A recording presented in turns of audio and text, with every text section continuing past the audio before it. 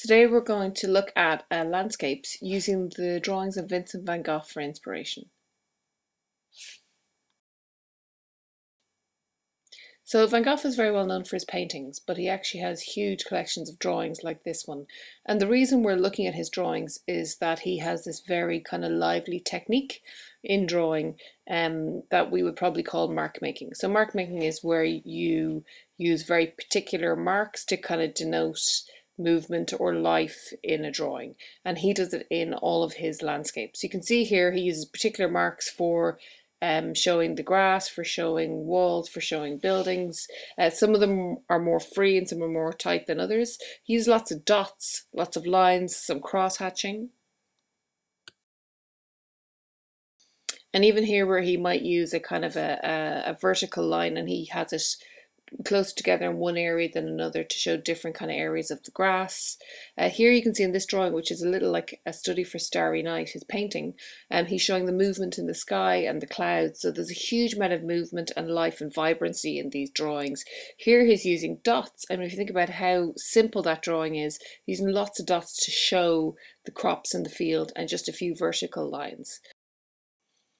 So it's good to remember when looking at these, although Van Gogh makes it look very simple, he obviously is a master painter and draftsman. So draftsman is a person who draws, and even you can see here, through just a line drawing, he's managed to convey a really bright, shiny sky, moving clouds, movement in the field. In the next one here, he called the sower, he has somebody sowing crops, and the total vibrancy in his drawings was very similar to his paintings. So here we're going to look at mark making. So the kind of drawing Van Gogh did was called mark making, and we're going to look at making your own marks. So attached to this lesson here we have a handout, and I just have some examples of mark making that I've made on the left, and you have a worksheet for putting your own marks into. So here I am going to just try out a few different techniques. So this worksheet is designed to give you lots and lots of options. And the reason that I have 12 boxes there for you to put designs into is that I have found that by having lots and lots of boxes, to begin with, you might make ones a little bit like my examples there, or you might make ones a little bit like Van Gogh's. But eventually you kind of run out of ones to copy and you end up just making it up your own. And that's always the aim. The aim is always to have you go towards more your own style of drawing and your own ideas.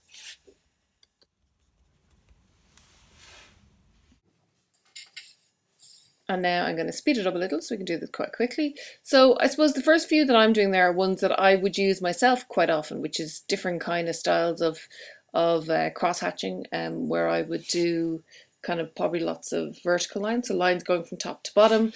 And just here I'm trying to put some ones closer together to make it darker and lighter. I'm trying to incorporate some dots, and that's probably because I've just been looking at the Vincent van Gogh ones.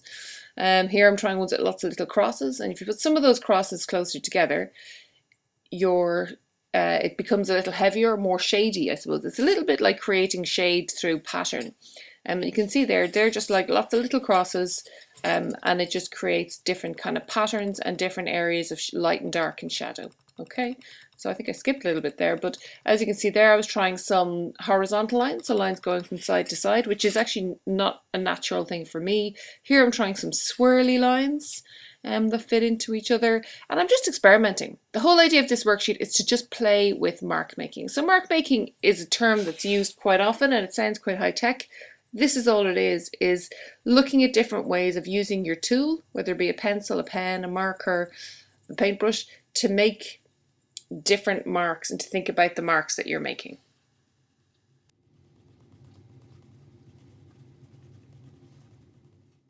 And here I am finishing off on the last one. Keep in mind this is me double speed.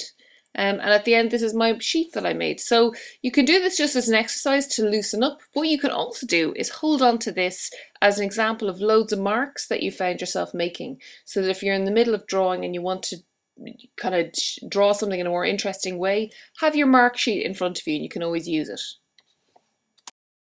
So now we're going to look at Van Gogh's mark making. So what we're going to do is we're going to look at just one of his drawings and maybe look at some of the marks that he made to make that drawing.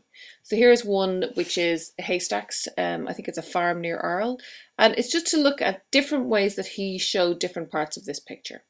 So you can see he used one mark for the haystacks, a couple of different marks for the grass on the ground with stones, and it's worth looking at isolating parts to study. So here in the handout or the worksheet that you have attached here, you can see I've isolated out 3 of those parts: the haystack texture, the one for the grass, and how he drew the houses at the back. So why I specifically chose them is I thought they were all interesting textures. The houses is less of a pattern and texture, but the reason I took that out is to show how with so few pencil strokes he is able to describe the entire house. We know exactly what that house looks like. We know it has this kind of funny turret on it, what the roof is like, and it's just to show an example of how few lines you can use to draw something really clearly.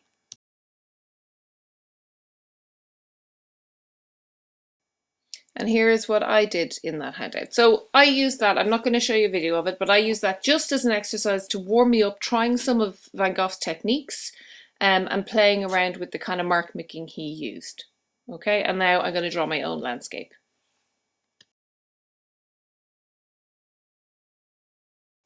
So for drawing my own landscape, I chose carefully and I found an image of a small cottage across the road from where I am here, which has some nice textures in it.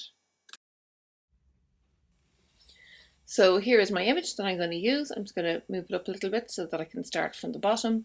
And what I would do is what I do with all drawings. I start at the first place that I'm sure I know how to do it. And what I mean by that is that I'm like, I know exactly how I want to draw the grass in the kind of hedge parts. So there's a darkened area there, which is kind of a hedge with the fence on top of it.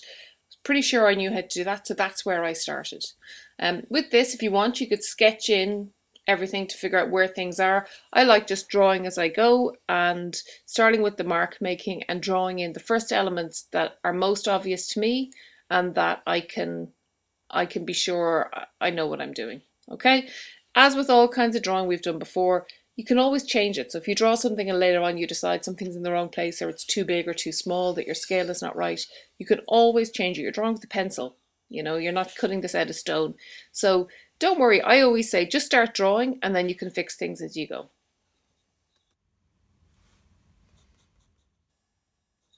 So you can see here as I start, I'm using a couple of different kind of marks. So I'm doing these kind of long ones slightly to the side.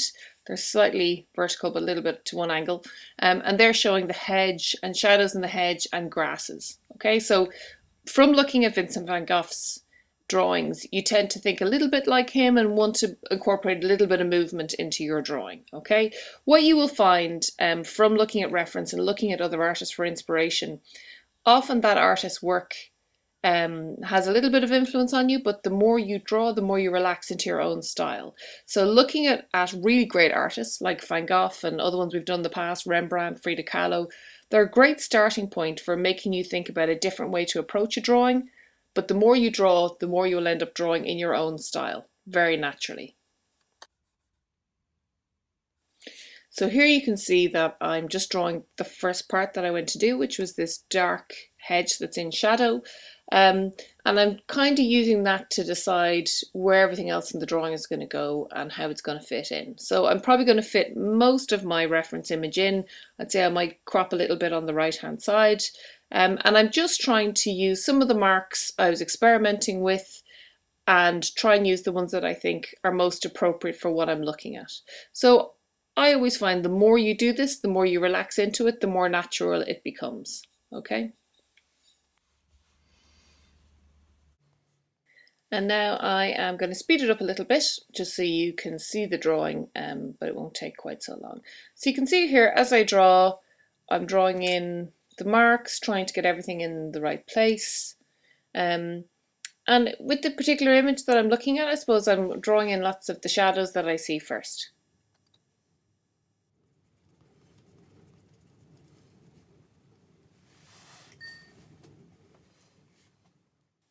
So as I'm drawing there, I'm drawing in this kind of wooden fence with slats, and I'm drawing what I can see in my reference picture. So as always with all observational drawing, you're spending a lot of time looking at your reference picture and a lot of time looking at your drawing. You're trying to go 50-50 with both. So you're looking really carefully at what you're drawing from to make sure that's what you're depicting. So even though we're looking at making marks and using mark making in this, you're also trying to make sure you're creating an accurate drawing and drawing what you see to be there, not what you know to be there.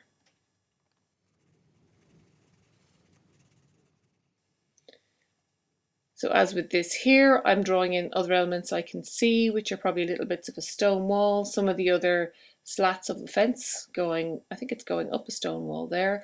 And as I've said before with observational drawing, sometimes you're drawing from your reference image and you're not sure exactly what it is you're drawing, but you're drawing the thing that you see. So you can see here, I'm going back to my original kind of dark hedge and adding a little bit of extra darkness that I can see. And the more that I work on this picture, the more elements I see that I might not have noticed before. Okay, so usually when you start drawing a picture like this, you just see the general detail. It's what our eye does, is we get the general picture, and then the more you look at it, and the more you look at your reference picture, the more detail you see, and the more gets added into your drawing.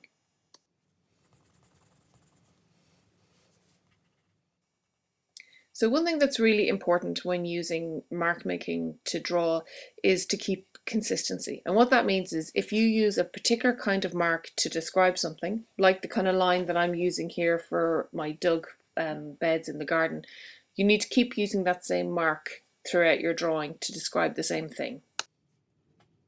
And the reason behind that is that our eye will understand in the drawing what that mark is meant to be if it's used in a consistent way, as in as it's always used for the same thing. So you might have 2 or 3 different types of grass in a drawing and you use different marks for each of those, but to describe the same kind of grass, you always use the same kind of mark.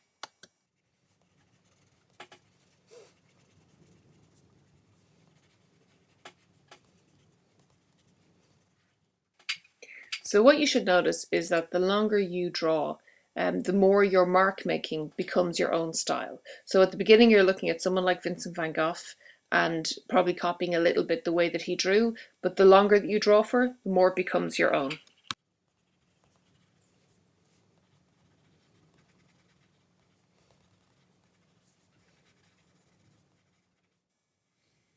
And as I go on here, you can see me adding in little bits of extra detail that I'm noticing. So as I said before, the more you draw, the more detail kind of appears to your eye. And here I'm just trying to add in all the details of the garden that I can see in as much detail as I can see and no more.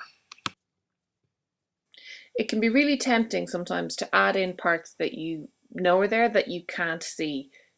Never do that. Always just draw in what you can see and it's going to look more correct. You always have to trust that.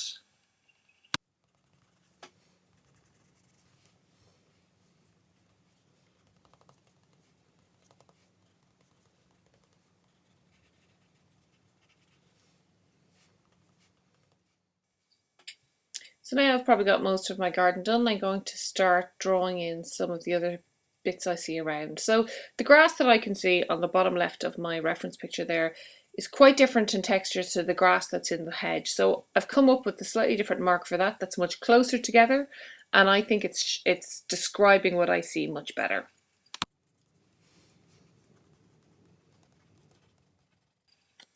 So with the mark making, you're always looking to create a mark that describes what you see. Now, when I say describes what you see, you're not describing it like a photograph, you're trying to describe how it looks to you or how it feels to you. So if you think about some of Van Gogh's images, some of them show movement and life and vibrancy. And so what you're getting is an idea of how Van Gogh felt when he was looking at these things.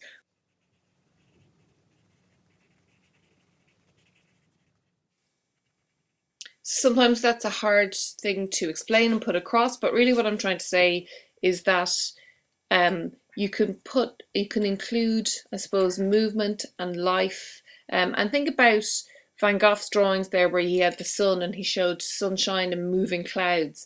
He's describing something that is not usually what you would get in a still image, but was what he was experiencing. So bringing a little bit of that into your drawing is always welcome.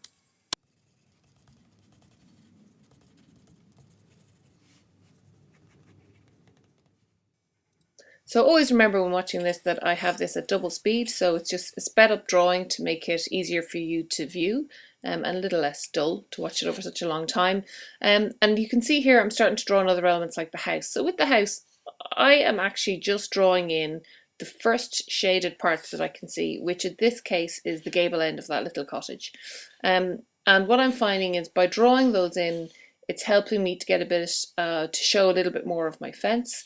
And if you remember we were doing this before, I can see how large that house is relative to the fence that is at the end of my garden. So when you make drawings, you use one part of a drawing to measure where another part fits in. Okay, so I always find once you get to a certain point in your drawing, it almost starts fitting together like a jigsaw puzzle. You can't put something in the wrong place because it doesn't really fit there. So there's always a space that where your, in this case, where your little house fits in, and it gives you an idea of the scale and size of the house by the place that's left there for it, the space that you've left in your drawing. So you can see at this distance, think about the houses in the background of that Vincent van Gogh drawing we looked at. I see there's a house which has a door, it has windows. The detail I can see those at, they're simply little block black shapes. So that's all I'm drawing. I'm not drawing any more detail that I know to be there. I'm just drawing the block shapes that I can see from this distance. Okay, so that's really important. Just draw what you can see. I'm used some simple lines to show the roof as I can see it there, but I'm not adding in anything else that I don't know to be there. I'm just adding it in the detail that I can see it.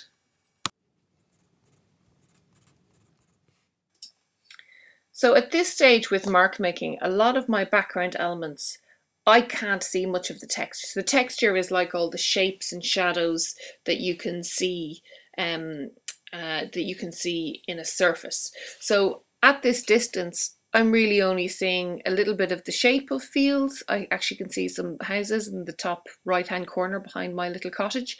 So I'm not seeing a lot of texture. So my marks at this point are going to be very simple. I'm not going to have lots of texture and movement because I can't see it from here.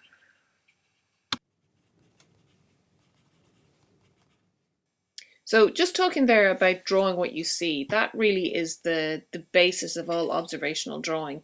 But even from things I've said earlier on here with the mark making, sometimes we're drawing a little bit of what we feel about a place. So a movement of texture in the grass, even if we can't see it in the picture.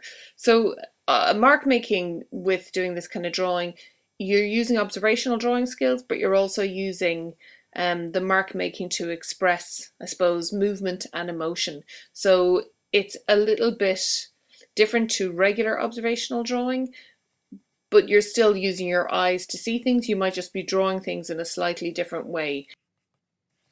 And actually the way I'm drawing the clouds here is a way I would draw clouds in an awful lot of my own regular drawings, mark making or otherwise. It's a way that I found of drawing clouds that kind of gives a bit of an impression as to the movement of clouds in the sky.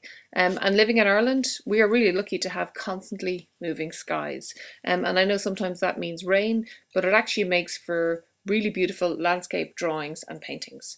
So here I am coming to the end of my drawing. The last thing to do is take it, sign my name and date. So there you have it. That's my own drawing made using mark making and drawing a landscape. So I would really like you all to try your own now. So either if you can get outside, that's great. If not, you could always look up an image and look for one with lots of different textures in it, like grasses and maybe sky and maybe sea. And I would love to see any examples of ones that you've done. So if you've made any ones and want to send them back into us, the Linenhall, that would be fantastic. Happy drawing.